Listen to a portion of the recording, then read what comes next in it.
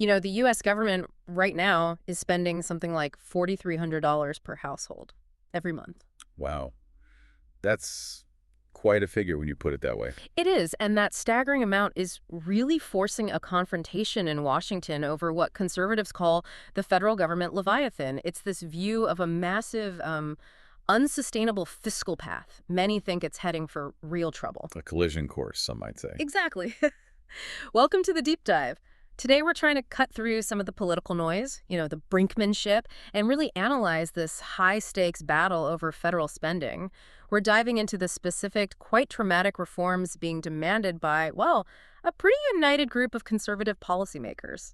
Yeah, they seem convinced that nothing less than these big changes can stop what they see as a national financial freefall. And this isn't theoretical, is it? The urgency is right now. We've all seen the standoff. The Senate just shot down two different funding plans, one Republican, one Democrat. Right, setting us up for a potential government shutdown risk. Precisely.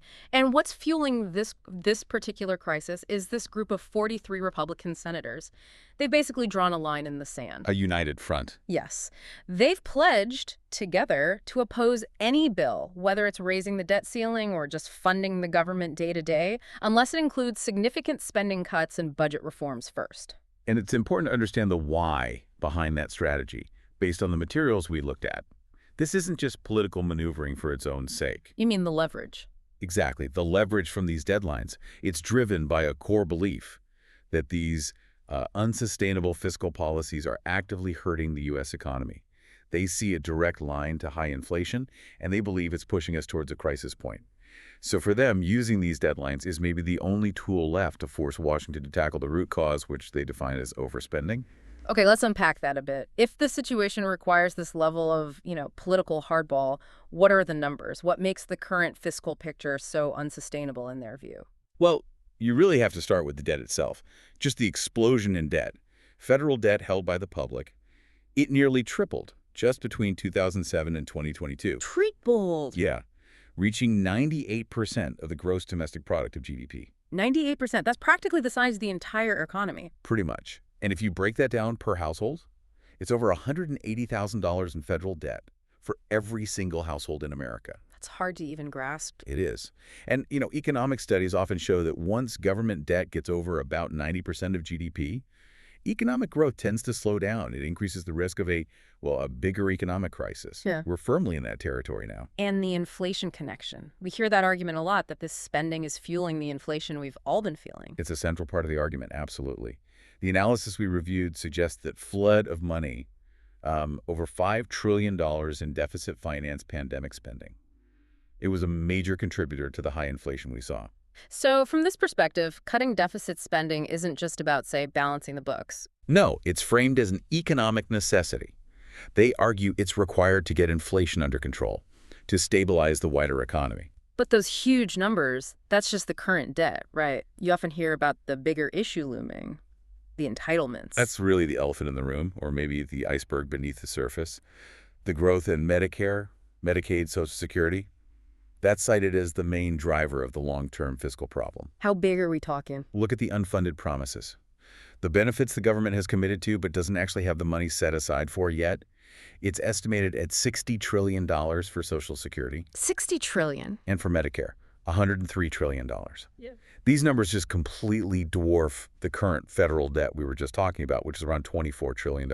Wow. Okay, that really puts the $24 trillion in perspective. It sounds almost small compared to that. Relatively speaking, yes. It highlights the long-term structural challenge. So what happens if Congress just doesn't act? What's the actual imminent threat for people relying on these programs? It's very specific, and it's not that far off. Social Security's main retirement trust fund. It's projected to run dry, essentially, by late 2032. Less than a decade. Yes.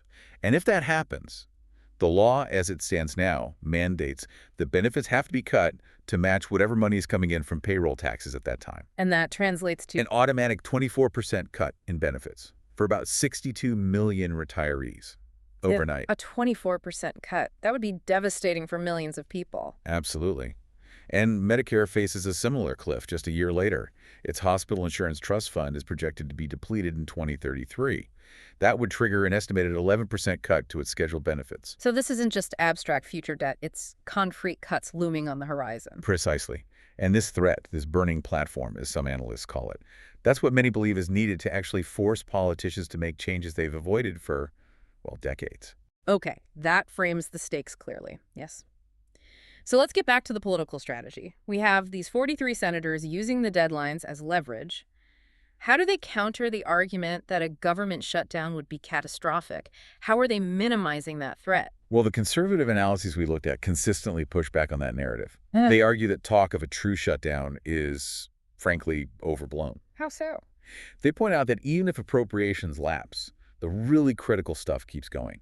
National security, military, border control, federal law enforcement, that continues. And mandatory payments, crucially, like Social Security checks, veterans benefits, those also continue uninterrupted. Yeah, so the argument is that the core functions are safe. That's the argument. The goal isn't to cause chaos. It's more like targeted budget reduction.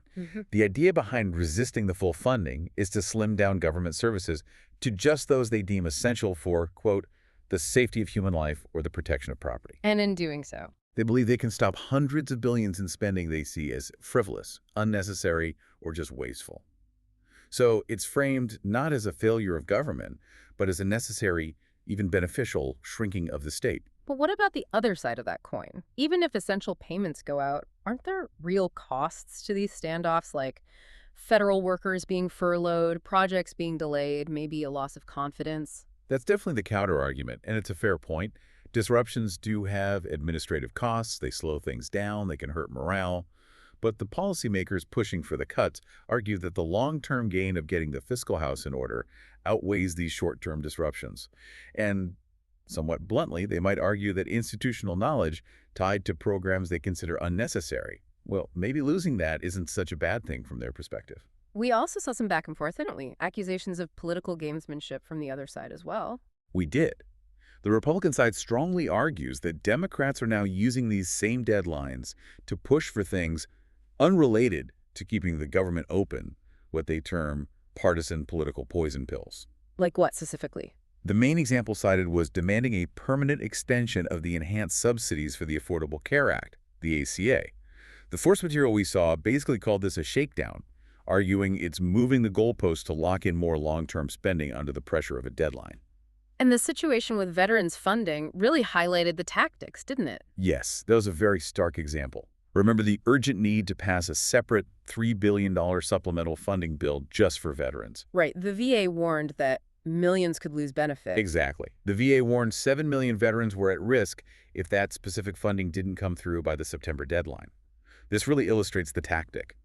You isolate the absolutely essential, politically untouchable functions, fund those separately to remove them as leverage points, and then continue the fight over the rest of the government's size and scope. Okay, so that brings us to the core question. If this strategy works, if they succeed in forcing changes, what's the actual plan? What's the blueprint for cutting spending and, as they say, subduing the Leviathan? The overall target is pretty ambitious. It's about dramatically reducing federal spending. Currently, it's around 24% of GDP.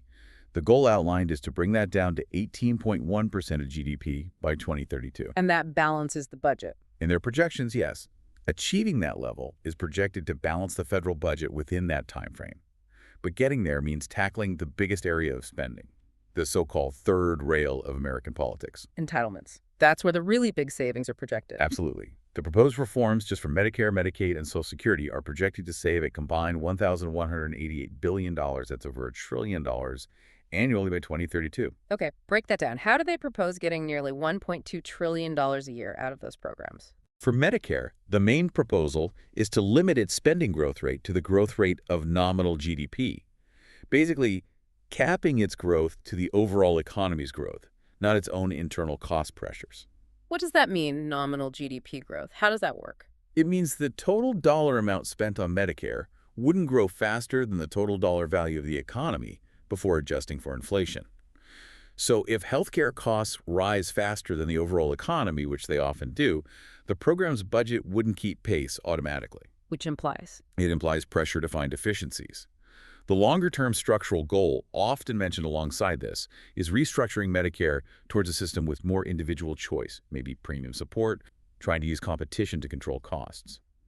That cap alone is projected to save almost $500 billion annually by 2032. Okay, that's Medicare. What about Medicaid and Social Security? For Medicaid, the plan is usually to convert it into block grants to the states.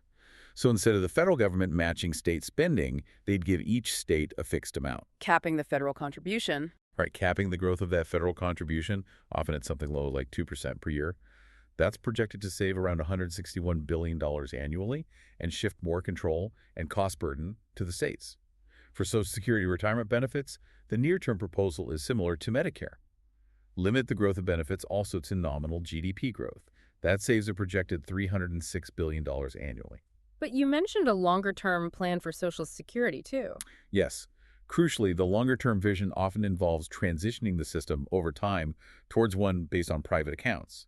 The argument being that this gives individuals more control, potentially higher returns, and better work incentives, moving away from the current pay-as-you-go structure. Okay, so that's over $1 trillion just from those 3 programs. Where else do they look for savings to get down to that 18.1% of GDP goal? The next big category is often described as cutting bloated agencies and eliminating corporate welfare. That whole bucket is targeted for about $610 billion in annual savings. Any specific examples that stand out? Ending farm subsidies and various food subsidies is a major one. That alone is projected to save around $179 billion annually by 2032. And then there are the proposals to actually eliminate entire federal departments. Yes, that's part of the structural rollback idea. You often hear proposals to completely eliminate the Department of Education, for example. And the Department of Housing and Urban Development, HUD. HUD as well. The argument presented is that functions like K-12 education or housing assistance are not core federal responsibilities and are, quote, better left to state and local governments. The idea is to maximize local control and drastically shrink the federal bureaucracy. Finally, what about changing how the government itself operates, the services it provides? Privatization is a key theme there, transferring activities that are currently run by the government into the private sector. Such as? Things like air traffic control, passenger rail Amtrak is the classic example, and even the U.S. Postal Service. The argument is that private companies, driven by competition and the need for profit, would run these services more efficiently, reduce the need for taxpayer subsidies, and just generally shrink the government's footprint in the economy. So putting it all together, we have this huge fiscal crisis looming. That potential 24% Social Security cut is a powerful image set against this very clear, very drastic, and let's face it, politically difficult blueprint for change. Right. And the core tension, the real hurdle, is that deep-seated public perception that entitlements like Social Security and Medicare are somehow different, that they're a vested legal right or an earned benefit that simply cannot or should not ever be touched. And overcoming that resistance is incredibly hard. It's perhaps the defining challenge of American fiscal policy. Making changes of this magnitude, politically, seems to require one of two things. Either the public has to reach a point where the current situation, the status quo, is just too painful to bear. That's the burning platform idea, facing that massive benefit cut. Or they need to be convinced that there's a genuinely better alternative available, the greener pastures option.